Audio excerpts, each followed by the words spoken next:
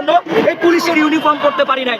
Only for my name is Ziaur Rahman Khan. প্রত্যেকে পরিবার থেকে বিতাড়িত, বন্ধু বান্ধব নাই, কোনো আত্মীয় স্বজনের কাছে মুখ দেখাইতে পারে না, কারো কারো ভালোবাসার প্রেয়সী ধিক্কার দিয়ে চলে গেছে, কেউ কেউ নামের জন্য। আন্দোলন কিন্তু সরকারি ছুটির দিন আর কার্য দিবস দেখে হয় না। আমাদের আবেগকে আপনি যেভাবে আমরা বলছেন, আপনি যেভাবে করে বলছেন, আমরা কিন্তু সবসময়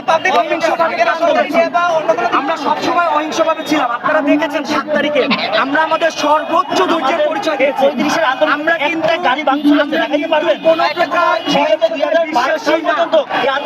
আমাদেরকে উস্কানি দেওয়ার চেষ্টা করতেছে, আপনারা সেইটা নিয়ে কোনো প্রতিবাদ বলেন। আমাদেরকে যে উস্কানিটা দিচ্ছে তারাই কি সরকার, তারাই কি সব গঠন করে ফেলছে?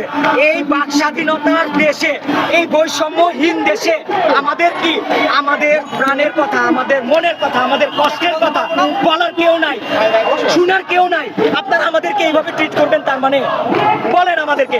এইখানে প্রত্যেকটা ছেলে মেয়েদের মুখের মধ্যে আপনার ছেলে, আপনার ভাই ভাতিজাদের চেহারা ভাসে না। প্রত্যেকে পরিবার থেকে বিতাড়িত, বন্ধু বান্ধব নাই, কোনো আত্মীয় স্বজনের কাছে মুখ দেখাইতে পারে না, কারো কারো ভালোবাসার প্রেয়সী ধিক্কার দিয়ে চলে গেছে, কেউ কেউ নামের জন্য। আমি নামের জন্য এই পুলিশের ইউনিফর্ম পড়তে পারি নাই। Only for my name is Ziaur Rahman খান।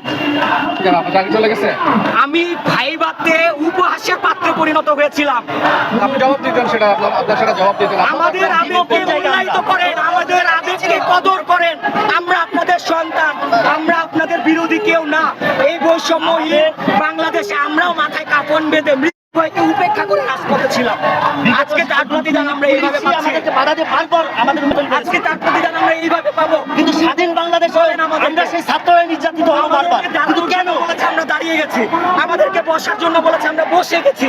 এখন কি আমাদেরকে বাসায় চলে যাওয়ার জন্য বলবেন? আমরা চলে যাবো, চলে যাওয়ার জন্য বলবো, আপনারা বসে থাকুন, সমস্যা নেই। আমাদের প্রতি আমাদের ব্যবস্থা করে দেন।